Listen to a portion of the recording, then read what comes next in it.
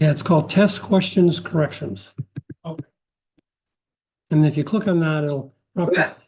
Bless you. Thank you. It'll prompt you for a file.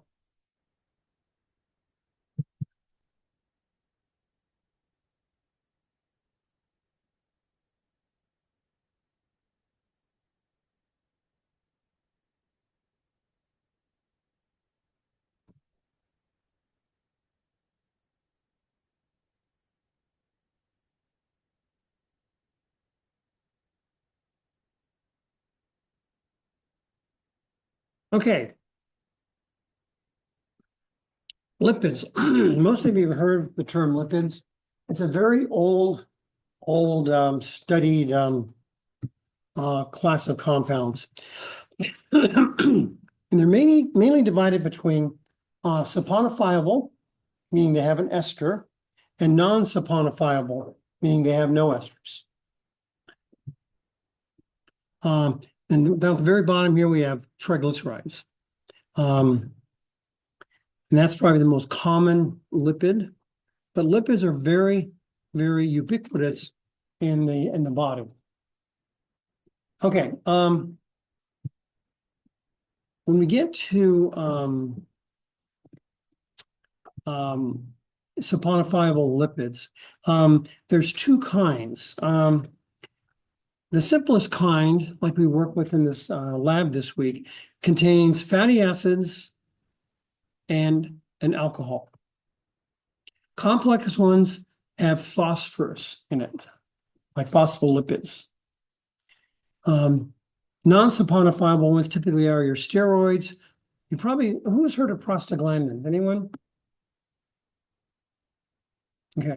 Prostaglandins are really important in terms of pain relief. So whenever you take a non-steroid, an NSAID, a non-steroid pain reliever, you're creating prostaglandins. Okay. The most common part of lipid is fatty acid. The fatty acids are really long, upwards of 14 and upwards of like 26 carbons long, with an acid group on one end and a long, long tail on the other. So right down here is that long, long tail. Now, like I was saying Tuesday, acids are very polar. So if it's got an acid piece on that long, long tail, that molecule is going to be both nonpolar and polar at the same time. Hence, it's an emulsifier. Hence, it's soap. It's also a surfactant. So when I ask you, is this an emulsifier? You look for two things. You look for a big nonpolar area and you look for a polar area.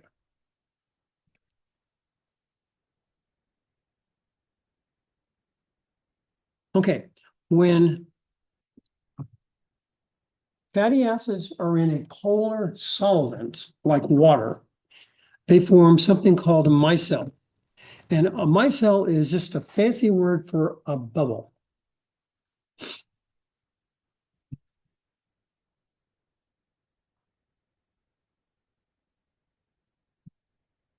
Okay, so mammalian fatty acids are usually long and straight. And usually if it's got a double bond, it's cis, not trans. Trans are have been shown to be very, very hazardous to our health. And that's because the natural ones are all cis.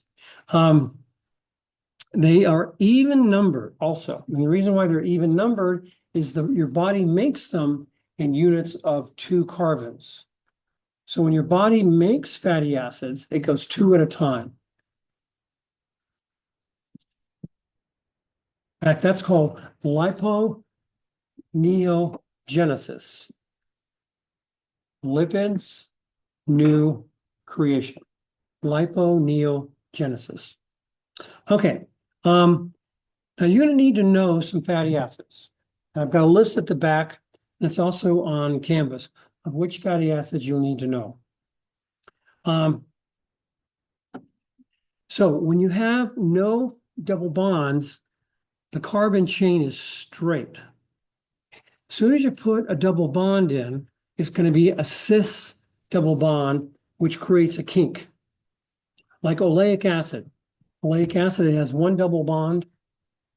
That's the main fat in olive oil. And it looks like this. This is linoleic acid, which is the main fatty acid in corn, and it's got two double bonds, both cis. Hence, it starts looking like a fish hook.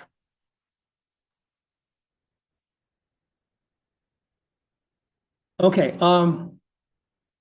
one of the reasons when you cook with fat, usually what you end up making tends to have a very nice mouthfeel. It's kind of very smooth, kind of silky mouthfeel, and that's because the fatty acids are long and skinny. So when they're next to one another, they can slide easily back and forth. Now, you've heard of fats and you've heard of oils. Normally, fats are solid at room temperature. Oils are liquid at room temperature. So when you go to the store and buy corn oil, it comes in a bottle. When you go to the store and buy lard, it comes in something that looks something like butter in a cube. Even if you leave it out overnight on the counter, it'll still be a solid.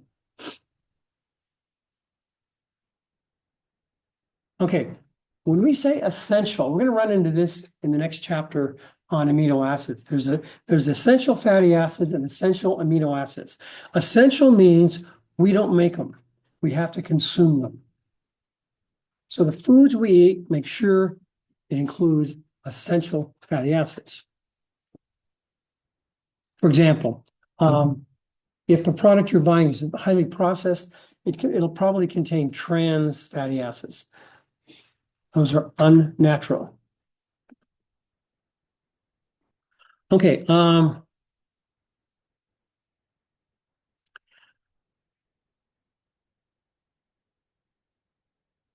you've heard of the designation omega-3 and omega-6. I'm going to talk about that a lot in this chapter, but the omega-6 fatty acids are very easy to come by. The omega-3s are not. They're mainly derived from flax and plankton and also fish. And not any fish, certain kinds of fish. Cruising fish like mackerel, tuna, sardines, smelt. All those have a lot of omega-3 fatty acids in it. Now, those are crucial for building prostaglandins. Precursor to a prostaglandin is an omega-3 fatty acid.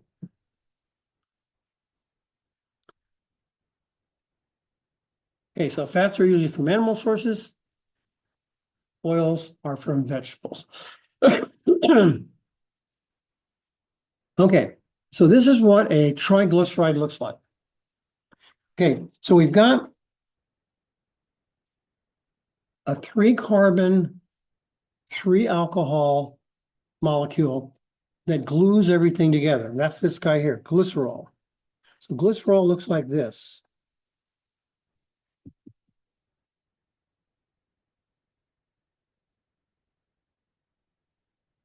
That furnishes the alcohol with the acid to form an ester.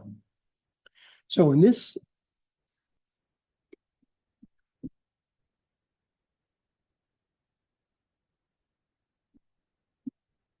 so the acid end of the fatty acid hooks up with the alcohol in the glycerol, forms an ester. Hence the name tri, meaning 3, glycerides.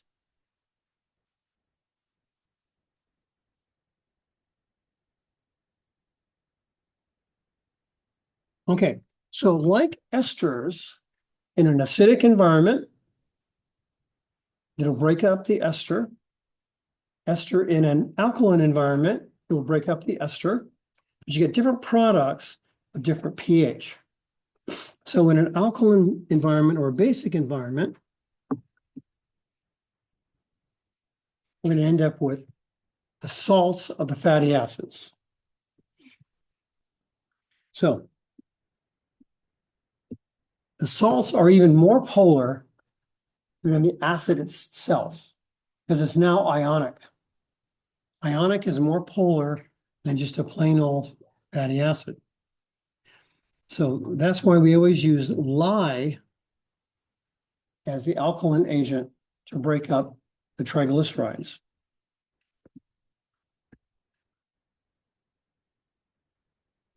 To make a triglyceride, we need an alcohol and an acid. And these form the esters. Okay, so we've got a COOCO, only this time it's a double bonded oxygen rather than two single bonded oxygens.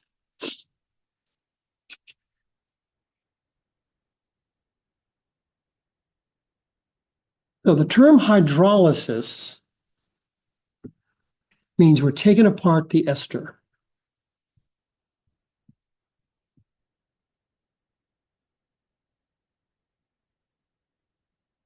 It's an acidic environment or an alkaline environment.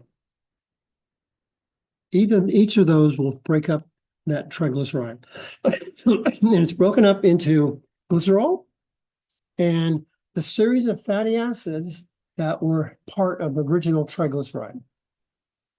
So if the triglyceride was made up of just oleic acid, in fact, it's called trioleate if it is. If it's made up of one fatty acid, then you'll end up, once the hydrolysis goes through, you'll have just one kind of fatty acid. Most triglycerides are a mix, though.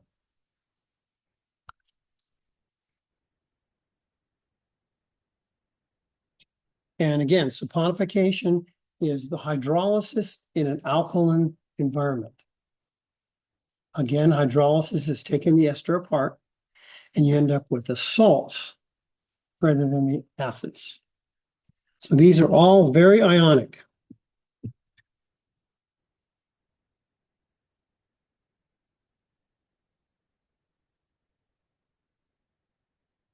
Okay, now it depends on when you're making soap, you can make it using two different kinds of alkaline products, sodium hydroxide and potassium hydroxide. And that will affect the physical characteristics of the soap you end up with. If you're using sodium hydroxide,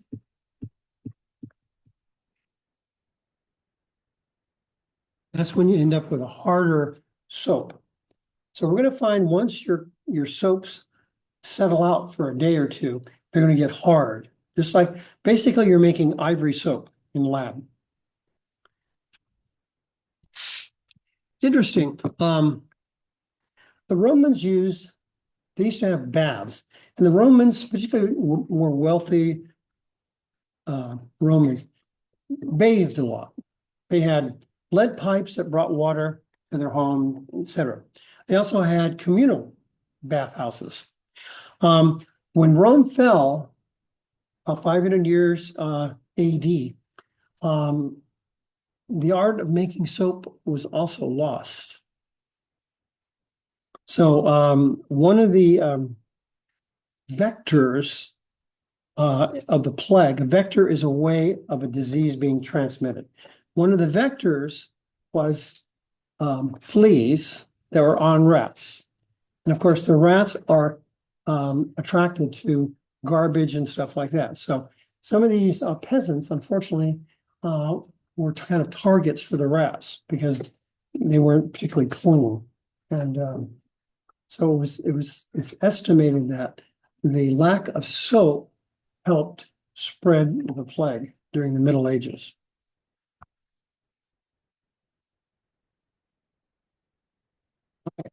Hydrogenation acts on double bonds.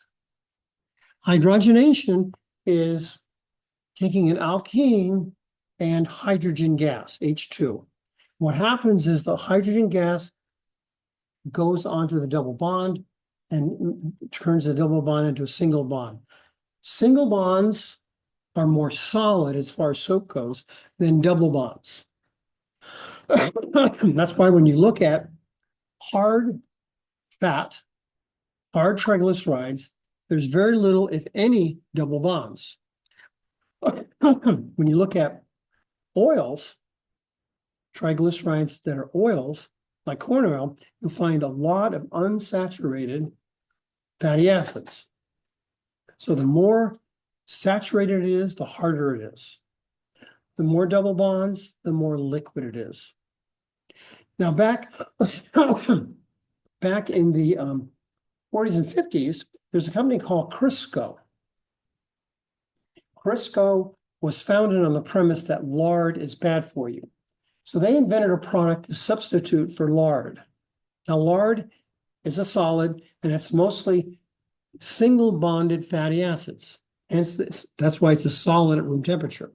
So what Crisco did, it took vegetable oil and hydrogenated it. Took out the double bonds, so they became single bonds. So it became more and more like lard. The problem is when you hydrogenate, you don't do it 100%. So the ones that are not hydrogenated, the double bonds that escape the hydrogenation for whatever reason, ended up going from cis to trans. So the Crisco fat had a ton of trans fats in it. Now, my mother, when she baked a lot. Guess what she always used? Crisco. So I was raised on very high trans fats. Probably why I have this cough. So when they found out trans fats were bad for you, Crisco was in a bad situation.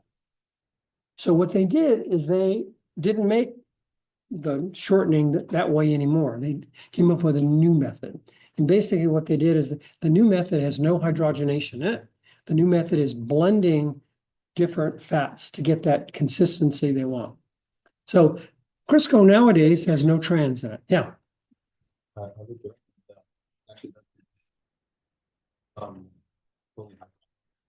Crisco? Did it give a percent? Did it give a percent or just said trace?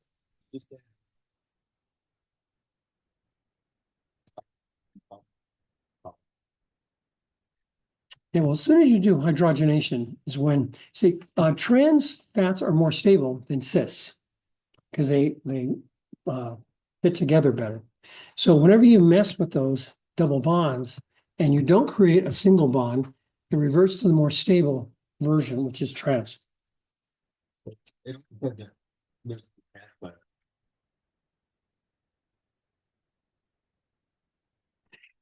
Yeah, it's a factory or a company secret how they do it.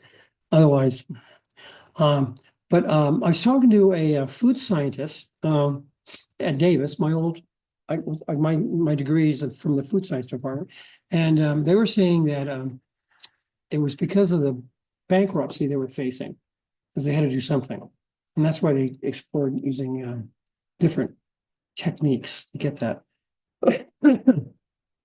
Thanks for looking that up, though. You just Googled it? Okay. All right. So let's look at the reaction map for triglycerides. Okay. So there's a couple different things you can do with a triglyceride. One, you can hydrolyze it or have it go through hydrolysis in an acid and a base environment. When it's in an acidic environment, you end up with the alcohol plus the acids. If you're doing it in a basic environment, you end up with the alcohols and the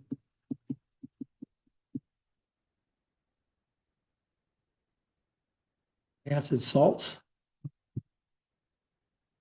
And then assuming the triglyceride has double bonds, if the triglyceride doesn't have any double bonds, this does nothing. Because you have to have a double bond for the hydrogen to attach to. If it doesn't have it, nothing will happen. Okay, so that's a triglyceride. TG, whenever you get your blood, like I said on Tuesday, whenever you get a lipid panel for your blood analysis, they'll show you TG. So you want to minimize the TGs, maximize your phospholipid HDL. Okay, waxes are very similar to fats, except that they don't have a 3-alcohol backbone like triglycerides do. Instead, they have a long alcohol. So this is the acidic part. This is the alcohol part in a simple ester. Like when you look at beeswax, this is what it looks like. A very simple molecule.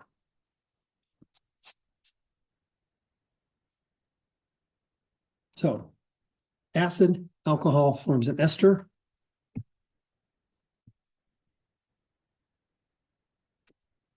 Now, going back to the triglycerides, a simple triglyceride has got backbone and 3 fatty acids.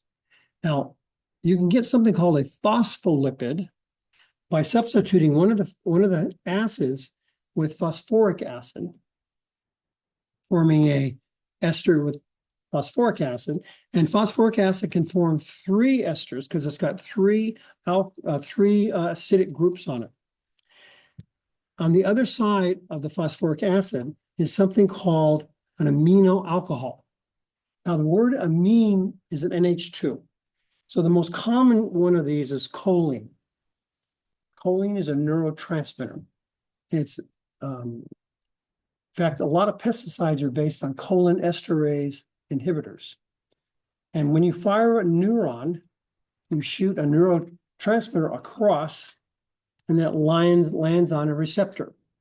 And then the receptor side has to free up that receptor, so it has to kick that off. And the cholinesterase enzyme does that. So if you inhibit that enzyme, the neuron can only fire once, and it's dead. So if that happens to be in the lungs of an insect is dead. Now they're shying away from cholinesterase inhibitors because they're finding it kind of screws up the environment. But during the 60s and 70s, most pesticides in the class of organophosphates were cholinesterase inhibitors. Okay. So this can be any fatty acid and any amino alcohol, and usually it's choline. Who's heard of lecithin? Anyone? Okay. It's an egg yolk, and it's an emulsifier, and it looks exactly like this. Whenever you make mayonnaise, you have to use an egg yolk. Because mayonnaise, it is a water and oil emulsion, and to make them stick together into one layer, a homogeneous layer, you need an emulsifier. That's where the egg yolk comes in. So sometimes your mayonnaise will break. It'll get oily, and there's some water on top. That's because the emulsion broke, and it's no longer an emulsion. So what you can do, you can shake it up, and that'll help the emulsion, or you can add an egg yolk back in, and then mix it up, and it'll be fine. Frequently, heat will mess up an emulsion. So whenever you make satays, for example, which is kind of a peanut base, you use this emulsion, and frequently it'll break. And a friend of mine got married, and her husband was an MD. He worked for Tacoma General's emergency room. And he loved to cook. So he made all the food for the wedding. And he was making satay, and it broke. And fortunately, Jean had, his wife, had a whole bunch of eggs. So we used the yolk to bring them all back. So it was a lifesaver.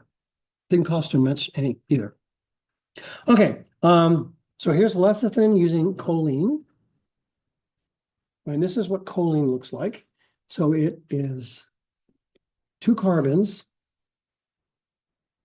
and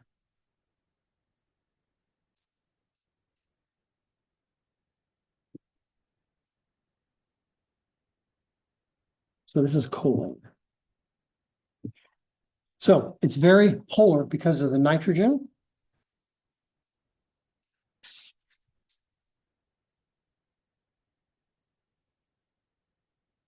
And that's what lecithin looks like.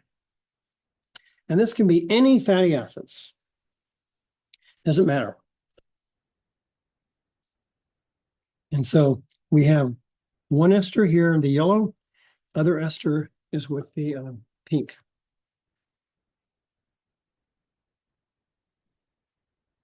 This is another variation on that. Same deal, a couple of fatty acids and the phosphoric ester. And in this case, it's sort of like choline, only it's it looks like this.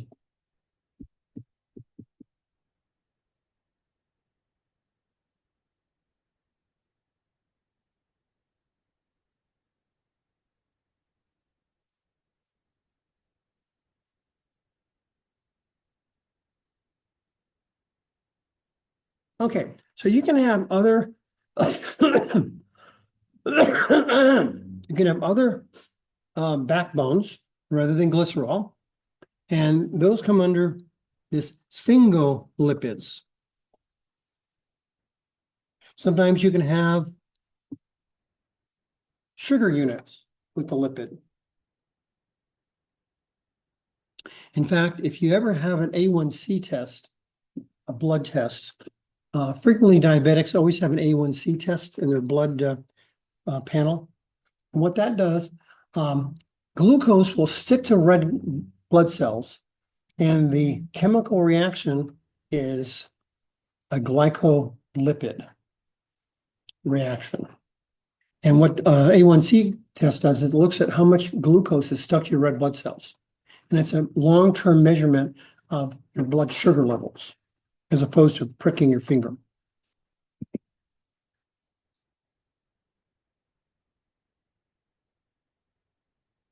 Okay, and again, you can have different backbones. Here we've got a ester. This is called an amide. That's unit 4. It's like an ester, only it's nitrogen instead of oxygen. And this is any fatty acid.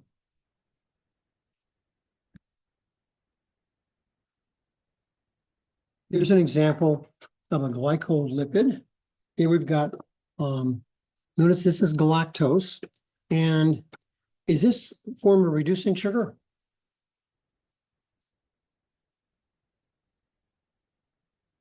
What must a reducing sugar have?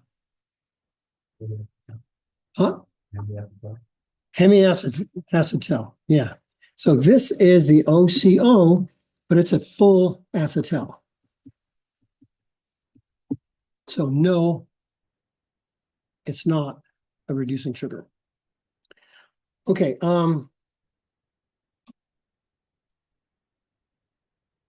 so anyway, you can have lots of different combinations of, in fact, this is the, forgot what test I used. This was one of the test questions, test 2. Okay, now, non-saponifiable lipids. First one are steroids. Now, steroids are a general class of compounds that have this as a base. 3 cyclohexane rings and a 5-membered ring. Now, if you look at cholesterol, for example, here's the 5-membered ring here and 2 6-membered rings. Now, cholesterol is just a big, giant, non-polar molecule that has an OH group on it and that's why it's called cholesterol, OL.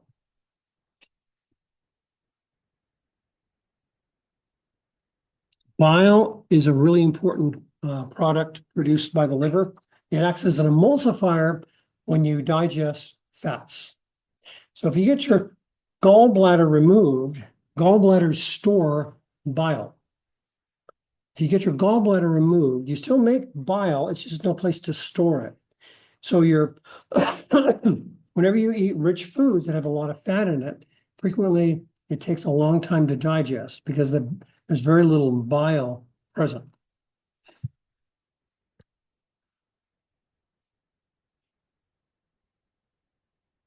Now, prostaglandins are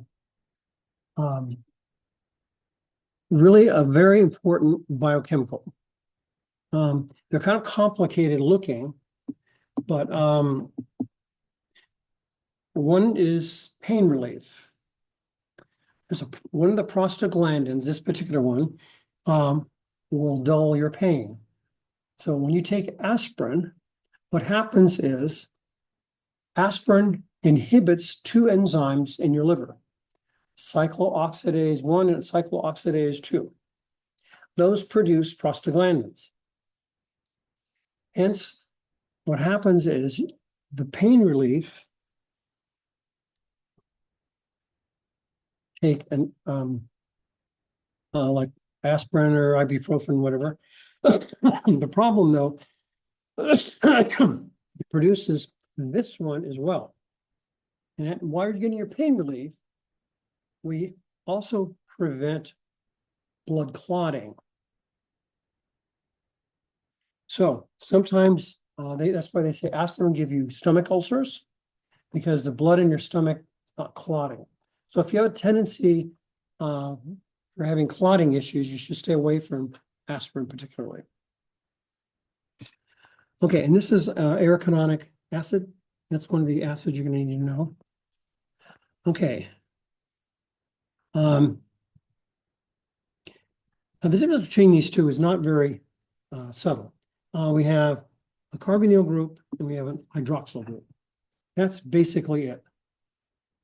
Yet functionality is really different. Okay, all right. Now your test is going to be when you get back from break. It'll be Thursday after you get back from break. Okay. If there's a these are the number of structures you're going to need to know. These are the fatty acids. Now, the thing about the fatty acids, there is a nutritionist perspective on naming these fatty acids and a biochemical way to name these acids, and they aren't the same. The nutritionist looks at the omega, and the biochemists look at the delta.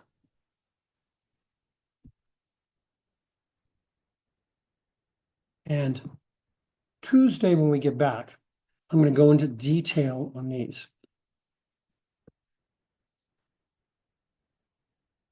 Okay, these are some structures that are definitely going to be on your test.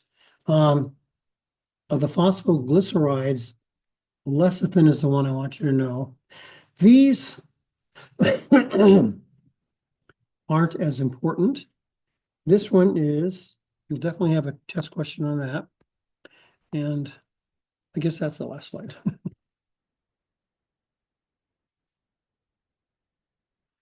Okay, so Unit 3 will focus on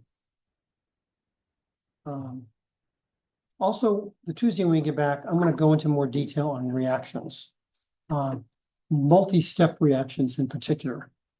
So I'm going to hit hard on those. Most people feel test 3 is the most challenging one because some of the structures tend to be kind of wild. But the reactions are less reactions. Okay, that's it for today. I wanted to